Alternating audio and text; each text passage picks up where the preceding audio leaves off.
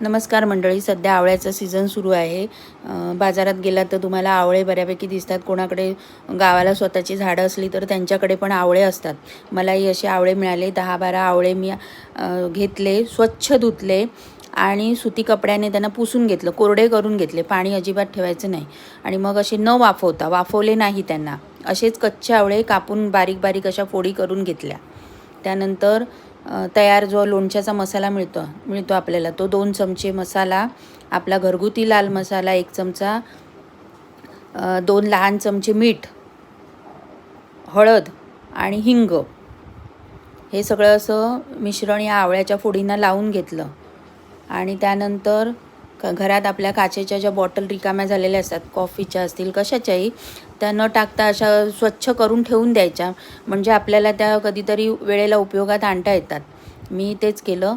अशा बॉटल होत्या माझ्याकडे, 2 बाटल्या घेतल्या, त्यात हे आवळ्याच्या फोडी भरल्या, मसाला वगैरे लावलेल्या.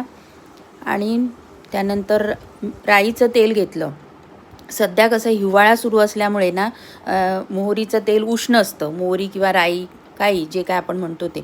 तर त्या राईचं तेल गरम करून पूर्ण थंड करून घ्यायचं आणि मग ह्या आपल्या आवळ्याच्या फोडींवर ओतायचं, ज्या आपण बॉटलमध्ये भरून ठेवलेल्या आहेत त्या. आणि एक काळजी घ्यायची, तेल थोडं आवळ्याच्या फोडींच्या वर आलं पाहिजे, म्हणजे पूर्ण बुडायला पाहिजेत. इथे आपण हे लोणचं करतो आहे आवळ्याचं, झटपट होणारं आवळ्याचं लोणचं. आणि हे लोणचं मुरायला ना 5-6 दिवस जातात. 5-6 दिवसानंतर बघायचं, तेल कमी झालेलं वाटलं तर पुन्हा थोडं गरम तेल करायचं आणि पूर्ण थंड करून ओतायचं ह्या फोडींवर. आणि 5-6 दिवसानंतर तुम्ही वापरात आणू शकता हे लोणचं. असंच याच प्रकारे तुम्ही कच्च्या पपईचं, ओल्या हळदीचं किंवा गाजराचं लोणचं करून ठेवू शकता. एरवी तुम्ही लिंबाचं किंवा कैरीचं मे महिन्यात वगैरे जे लोणचं करतो ना, त्याला तुम्ही कुठलंही तेल वापरलं तरी चालेल. इथेही तुम्हाला राईचं तेल वापरायचं नसेल तर कोणतंही तेल वापरा. करून बघा असं झटपट लोणचं आणि मला जरूर कमेंट करून कळवा. लाईक करा, शेअर करा आणि माझ्या चॅनलला सबस्क्राईब करा.